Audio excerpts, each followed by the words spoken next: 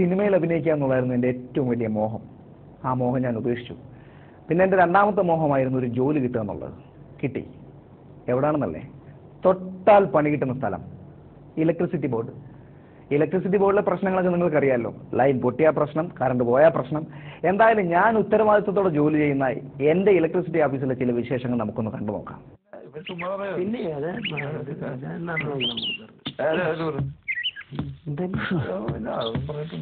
വെറുതെയാന്നേ.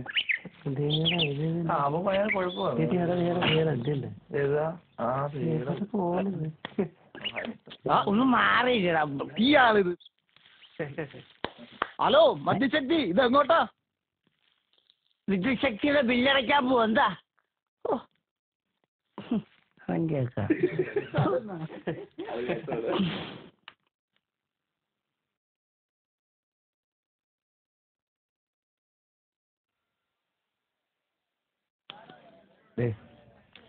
$2000 bill എനിക്ക്.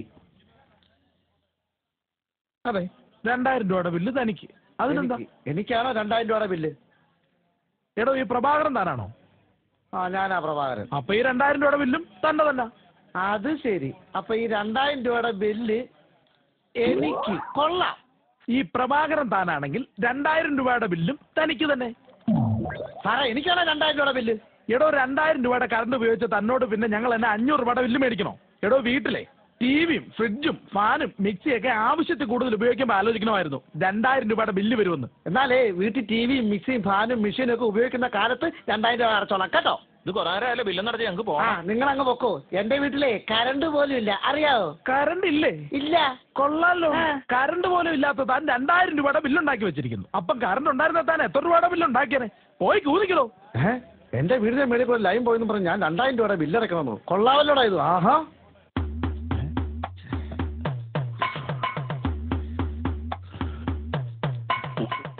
എടോടോ, ആദ്യം വന്ന് ഞാനോ?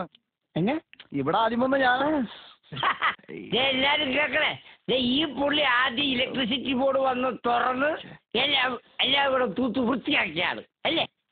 എടോടോ, തന്നെയൊക്കെ മുമ്പ് ആദ്യം വന്ന് ഞാനാണെന്ന് പറയുന്നു. എന്നാ പറഞ്ഞ? എന്നേക്കാൾ മുമ്പ് വന്ന ആള് താനാണെന്നോ? എന്നാലേ തന്നേക്കാൾ മുമ്പേ പോകേണ്ട ആളാ ഞാൻ. അതുകൊണ്ടാ തന്റെ ഫ്രണ്ട് കയറിയുന്ന. ഒരു ഫ്രണ്ട്ഷിപ്പ് പോലും ഇല്ലാത്ത. താങ്ക്സ്. ആളില്ലേ ഇവിടെ?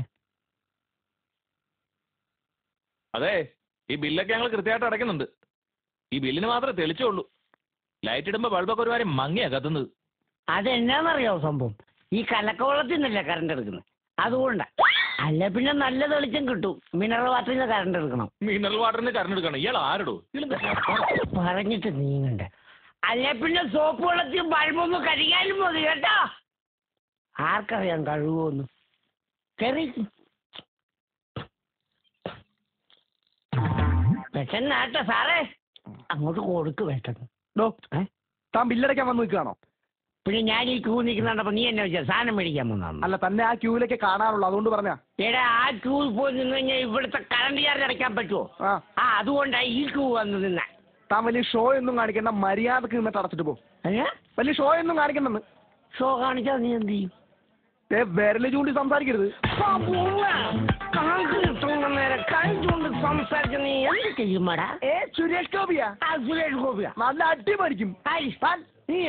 പിന്നെ നീ വലിച്ചിട്ടുള്ള 11 kV ലൈനകത്തോട്ടിട്ട് എന്നെ അടിച്ചിട്ടില്ല. പിന്നെ ആ ലൈൻ വലിക്കുന്നത് നീ. നീ വലിക്കുന്ന ലൈനൊക്കെ എനിക്കറിയാം കേട്ടാ. എവിടെയാണ്?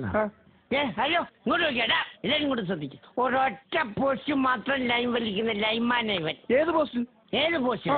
ആ ലേഡീസ് ഹോസ്റ്റലിന്റെ അവിടുത്തെ. എടോ, അവിടുത്തെ ലൈൻ എപ്പോഴും പൊട്ടുന്നോണ്ടല്ലേ? ഹരിശി, ഓരോ ലൈൻ പൊട്ടുന്നിടത്ത് നീ വേറെ ലൈൻ അങ്ങ് ഇട്ടോളുവാണോ? കൂടുതൽ ലൈൻമാൻ കളിക്കല്ലേ. ഒരു കാര്യം ഞാൻ പറഞ്ഞേക്കാം.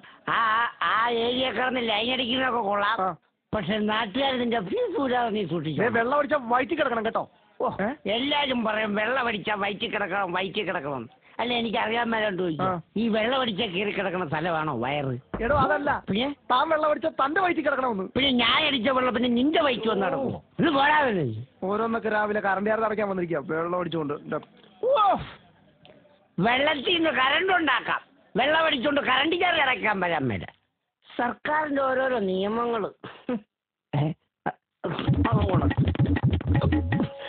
സ്കൂള് താനെന്റെ ബാക്കിൽ നിന്നാണോ? പിന്നെ താനെങ്ങനെ എന്റെ ഫ്രണ്ട് വന്നോ? താൻ ബില്ലടയ്ക്കുന്നില്ലേ? ആ സോറി കേട്ടോ സാറേ. എന്റെ എത്ര സാറേ? ബില്ല് തരാതെ എങ്ങനെയാണോ അറിയുന്നത്? ബില്ല് തരാൻ തരാം. എടോ താൻ ബില്ല് തന്നില്ലല്ലോ. വേണം. പിന്നെ വേണ്ടേ? അത് പറഞ്ഞാ പോരെ. അമ്പാടാ. എടോ താൻ എന്തുകൂടെ കാണിക്കുന്നത്? തരാം. വെക്കില്ലേ? പിന്നെ മറ്റുള്ളവർക്കും ബില്ലടയ്ക്കാനുള്ളതാ. ആ മറ്റുള്ളവരുടെ ബില്ല് അവരടച്ചോളും.